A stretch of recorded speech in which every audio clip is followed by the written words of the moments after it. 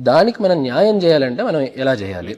ఒకటేమిటంటే గురువుగారి శిష్యుడిగా వారి దగ్గర చదువుకుంటున్నప్పుడు అసలు ఎక్కడ కూడా ఎవరిని కూడా నొప్పించకూడదు. ఎక్కడ కూడా ఎవ్వరికి ఇంచిత్ ఈషత్తు, వారు జగద్గురువులు కాబట్టి వారికి విధేయుడిగా ఉన్నాయంటే జగత్తులో ఎవరికి మనం నొప్పిని కలిగించే మాటని చెప్పకూడదు. రెండోది ఏమిటంటే వారి దగ్గర శాస్త్రం చదువుకున్నాం కాబట్టి ఆ గురు పరంపరకి ఆ శాస్త్రానికి కూడా విధేయులై ఉండాలి.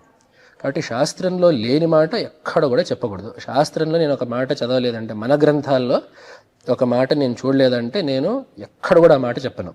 ఒకవేళ నాకే ఏమైనా సమన్వయం తోచిందంటే నేను ముందు వారిని వెళ్ళి వారి దగ్గర ప్రార్థించి ఈ విషయం చెప్పచ్చు అని చెప్పి అడిగి, ఒకవేళ వారు ఇది చెప్పచ్చు అని చెప్పంటే అప్పుడు చెప్తాను తప్ప నా సొంతమైన ఆలోచన నేను ఎక్కడ కూడా చెప్పను. అది నేను పెట్టుకునే నియమం. లేకపోతే ఏమవుతుందంటే బాగా ప్రసిద్ధి నలుగురు వింటున్నారని చెప్పి అనేసరికి మనం చెప్పిందే చెల్లుతుంది అనే భావన వస్తుంది. అది శ్రోతని వక్తని ఇద్దరిని నాశనం చేసే ఆలోచన అది. కాబట్టి అది దానికి ఏమాత్రం తావు ఇవ్వకూడదు. కాబట్టి నేను చెప్పిన దానికి ఇటుపక్క గురువు గారు ఇటుపక్క శాస్త్రం రెండు